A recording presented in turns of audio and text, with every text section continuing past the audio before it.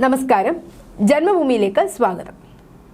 അയോധ്യയിലെ രാജർഷി Dasharath autonomous state medical കോളേജിലെ x-ray വിഭാഗത്തിൽ നിന്ന് ബോംബ് നിർമ്മാണവുമായി ബന്ധപ്പെട്ട വിവരങ്ങൾ തുടങ്ങിയ ഒരു കയ്യെഴുത്ത് കുറിപ്പ് കണ്ടെത്തിയതിനെ തുടർന്ന് ഒന്നാം വർഷ പാരാമെഡിക്കൽ വിദ്യാർത്ഥി സർഫറാസിനെ കസ്റ്റഡിയിലെടുത്തു. രാത്രി ഷിഫ്റ്റിന് ശേഷമാണ് കുറിപ്പ് കണ്ടെടുത്തത്. ജീവനക്കാർ കുറിപ്പ് ഭരണകൂടത്തിന് കൈമാറിയതിനെ തുടർന്ന് പോലീസിനെ അറിയിച്ചു.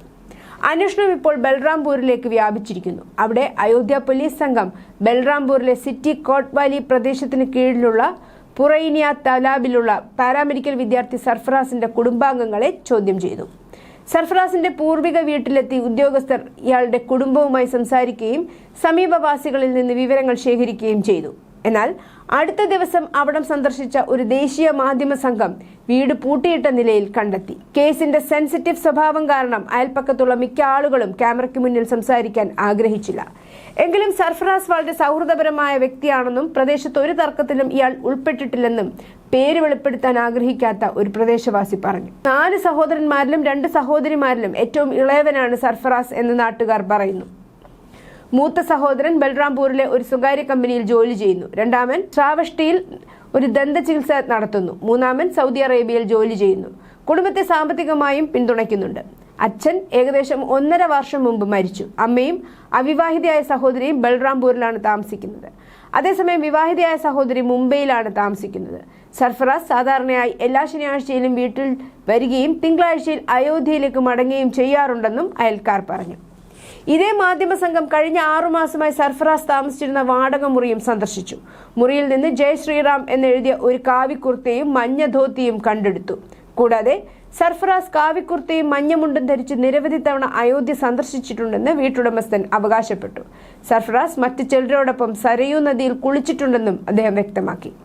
എന്നാൽ ആ ആളുകൾ ആരാണെന്നോ അവർ എവിടെ നിന്നാണ് വന്നതെന്നോ തനിക്ക് അറിയില്ലെന്നാണ് വീട്ടുടമസ്ഥൻ പറഞ്ഞിരിക്കുന്നത്. ഈ അവകാശവാദങ്ങളെ തുടർന്ന് സർഫറാസ് ഹിന്ദു മതപരമായ വസ്ത്രം ധരിക്കാൻ തിരഞ്ഞെടുത്തത് എന്തുകൊണ്ടാണെന്നും ആ സന്ദർശനങ്ങൾ ഒരു വലിയ പദ്ധതിയുമായി ബന്ധപ്പെട്ടതാണോ അതോ വ്യക്തിപരമായ സന്ദർശനങ്ങളാണോ എന്നും പോലീസ് അന്വേഷിക്കുകയാണ്. മഞ്ഞധോത്തി പരിശോധനയ്ക്കായി പോലീസ് കസ്റ്റഡിയിലെടുത്തിട്ടുണ്ട്. മുറിയിൽ നിന്നൊരു കവിതയും അന്വേഷണ ഉദ്യോഗസ്ഥർ കണ്ടെടുത്തു. ഇതിപ്പോൾ പരിശോധിച്ചുകൊണ്ടിരിക്കുകയാണ്.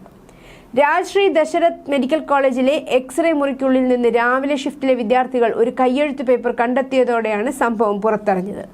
ബോംബ് നിർമ്മാണവുമായി ബന്ധപ്പെട്ട നിർദ്ദേശങ്ങളായിരുന്നു കുറിപ്പിലുണ്ടായിരുന്നത്. വിദ്യാർത്ഥികൾ ഉടൻ തന്നെ കോളേജ് അധികൃതരെ വിവരമറിയിക്കുകയും അവർ പോലീസിൽ വിവരമറിയിക്കുകയും ചെയ്തു. ഉപകരണത്തിന്റെ പ്രവർത്തനത്തെ വിവരിക്കാൻ ഉദ്ദേശിച്ചുള്ളതാണെന്ന് സൂചിപ്പിക്കുന്ന വിശദീകരണ വ്യാഖ്യാനങ്ങളും ഒരു ഏകദേശ ഗ്രാഫും ഇതിൽ അടങ്ങിയിരിക്കുന്നു. ഓൺലൈൻ ഉറവിടങ്ങളെ അടിസ്ഥാനമാക്കിയാണ് കുറിപ്പ് തയ്യാറാക്കിയതെന്ന് കരുതുന്നു. ദർശൻ നഗർ പോലീസ് സർഫറാസിനെ ചോദ്യം ചെയ്യുന്നതിനായി കസ്റ്റഡിയിലെടുത്തു. ഇയാളോടൊപ്പം രാത്രി ഷിഫ്റ്റിൽ ജോലി ചെയ്തിരുന്ന സഹപ്രവർത്തകരിൽ ഒരാളായ അഭിഷേകിനെയും ചോദ്യം ചെയ്യലിനായി കസ്റ്റഡിയിലെടുത്തു. സുൽത്താൻപൂരിൽ നിന്നുള്ള മറ്റൊരു സഹപ്രവർത്തകനായ സുഭാഷ് അന്ന് രാവിലെ തന്നെ തന്റെ ഗ്രാമത്തിലേക്ക് പോയിരുന്നു. സർഫറാസിന്റെ റൂംമേറ്റിനായി പോലീസ് തെരച്ചിൽ ആരംഭിച്ചിട്ടുണ്ട്. അയോധ്യയിലേക്കുള്ള സന്ദർശനങ്ങളിൽ ഇയാളോടൊപ്പം ഉണ്ടായിരുന്ന സുഹൃത്തുക്കളെ തിരിച്ചറിയാനും അന്വേഷണ ഉദ്യോഗസ്ഥർ ശ്രമം ആരംഭിച്ചു. പ്രാഥമിക അന്വേഷണത്തിൽ രാത്രി ഷിഫ്റ്റിൽ ഉറങ്ങാൻ കഴിയുന്നില്ലെന്നും ലാപ്ടോപ്പിൽ ഭഗത് സിംഗിനെ കുറിച്ചുള്ള ഒരു സിനിമ കാണാൻ തുടങ്ങിയെന്നും സർഫറാസ് അന്വേഷണ ഉദ്യോഗസ്ഥരോട് പറഞ്ഞു. ബോംബ് നിർമ്മാണ സാങ്കേതിക വിദ്യകൾ ചിത്രത്തിൽ കാണിച്ചിരുന്നുവെന്നും ഉറങ്ങുന്നതിന് മുമ്പ് താൻ അതൊരു കടലാസിൽ എഴുതിയിരുന്നുവെന്നും ഇയാൾ പറഞ്ഞു. എന്നാൽ ഓൺലൈനിൽ ലഭ്യമായ കുറിപ്പിന്റെ പകർപ്പനുസരിച്ച് പിടിച്ചെടുത്ത കയ്യെഴുത്ത് കുറിപ്പുകളിൽ ഒരു ഇംപ്രവൈസ്ഡ് സ്ഫോടക വസ്തുവിന്റെ നിർമ്മാണത്തെയും പ്രവർത്തനത്തെയും കുറിച്ചുള്ള വിവരണങ്ങളാണ് ഉള്ളത് എന്ന് പറയപ്പെടുന്നു. Ammonium nitrate, potassium nitrate, aluminium carbonate, red phosphorus, sulphur nitric acid, carbolic acid തുടങ്ങിയ നിരവധി രാസവസ്തുക്കളെക്കുറിച്ച് കുറിപ്പുകളിൽ പരാമർശിച്ചിട്ടുണ്ട്. ജ്വലനം, ചൂട്, സ്ഫോടനം എന്നിവയെക്കുറിച്ചും ഇതിൽ പരാമർശങ്ങളുണ്ട്. കൂടാതെ ലേബൽ ചെയ്ത ഘടകങ്ങളെക്കുറിച്ചുള്ള ഒരു സ്ഫോടക വസ്തുവിനെ അനുസ്മരിപ്പിക്കുന്ന കൈകൊണ്ട് വരച്ച രേഖാചിത്രങ്ങളും ഇതിൽ ഉൾപ്പെടുത്തിയിട്ടുണ്ട്. ഒരു സിനിമയിലും ഇത്രയും വിശദമായി IEDകൾ നിർമ്മിക്കുന്നതിനുള്ള മാർഗനിർദ്ദേശങ്ങൾ ഉണ്ടാവില്ല. പോലീസ് പിന്നീട് ഇയാളുടെ മൊബൈൽ ഫോൺ പരിശോധിച്ചപ്പോൾ ബോംബ് നിർമ്മാണവുമായി ബന്ധപ്പെട്ട ഇന്റർനെറ്റ് തിരയലുകൾ കണ്ടെത്തി. ബോംബ് നിർമ്മാണവും സ്ഫോടനങ്ങളുമായി ബന്ധപ്പെട്ട നിരവധി ഇൻസ്റ്റാഗ്രാം റീലുകളും അന്വേഷണ ഉദ്യോഗസ്ഥർ ഇയാളുടെ അക്കൗണ്ടിൽ നിന്ന് കണ്ടെത്തി. ഈ തിരയലുകൾ കൗതുകം കൊണ്ടാണോ അതോ അവയ്ക്ക് പിന്നിൽ മറ്റെന്തെങ്കിലും കാരണമുണ്ടോ എന്ന് പോലീസ് ഇപ്പോൾ പരിശോധിക്കുന്നു. എല്ലാ വസ്തുതകളും പരിശോധിച്ചു വരികയാണെന്നും അന്വേഷണം പൂർത്തിയാകുന്നതുവരെ ഊഹാപോഹങ്ങൾ പ്രചരിപ്പിക്കരുതെന്നും പോലീസ് ജനങ്ങളോട് അഭ്യർത്ഥിച്ചു.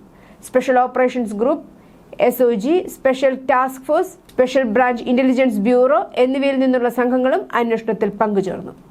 News desk Janmabhumi.